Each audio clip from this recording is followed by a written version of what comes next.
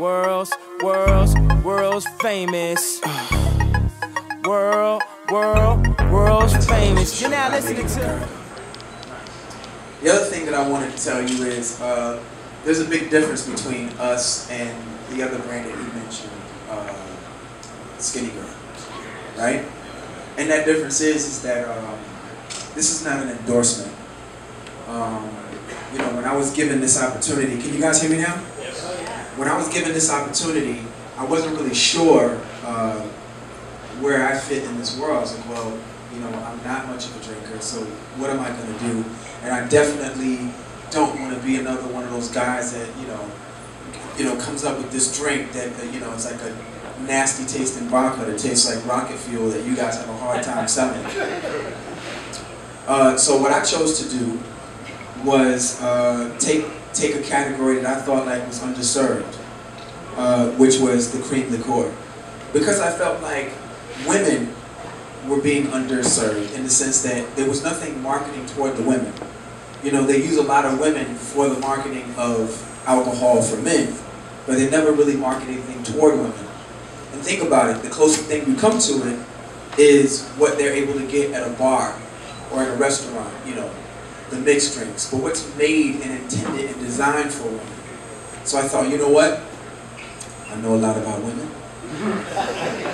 So let me put those thoughts to action and make something that is functional for women. So what I did was we went downstairs and I told them, you know what, I want to go into cream liqueur. But if we're going to do this for women, we have to consider them in everything that they think about when they see a product. And I hate using the word product because it sounds like I've been hanging out with Diageo too long.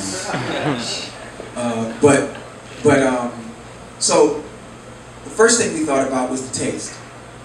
I was like, man, it has to be something that when these women taste it, they're like, oh my God, this is great.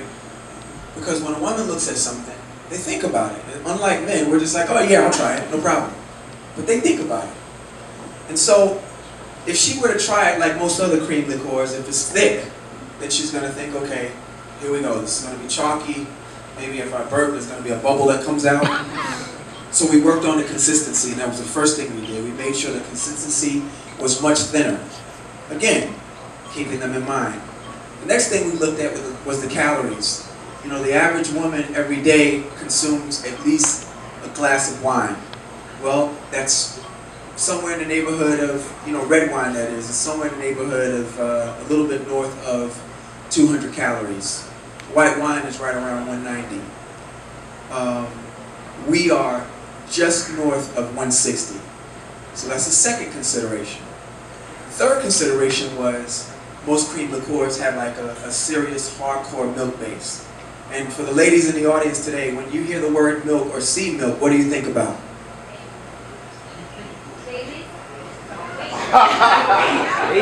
Babies.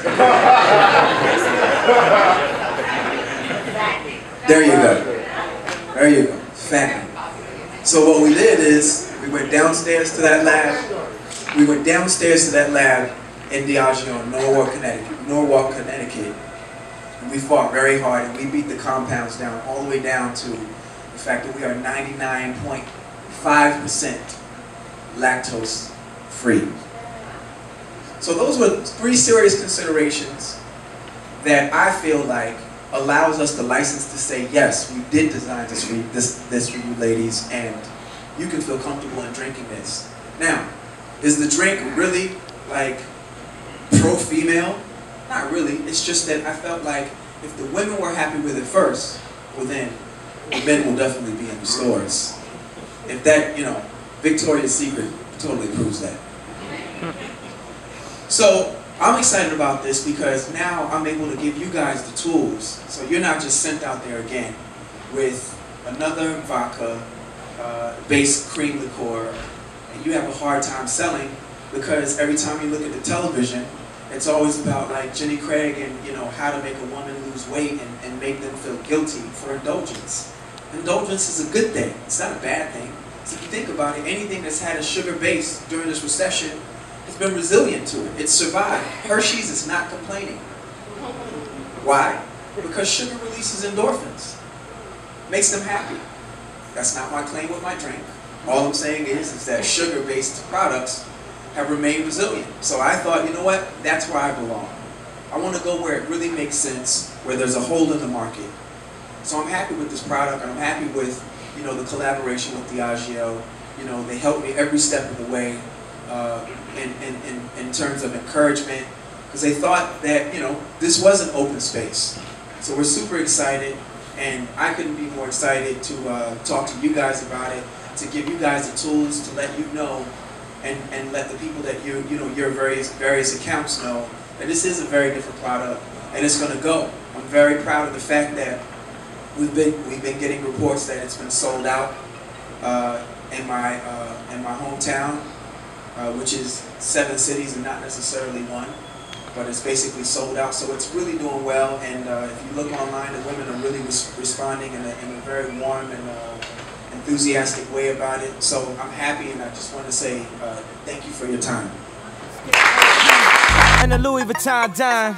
I'm back. It's so unfair. It's so unreasonable. Let's go. I must have hurt your feelings. Come Your on. temper hit the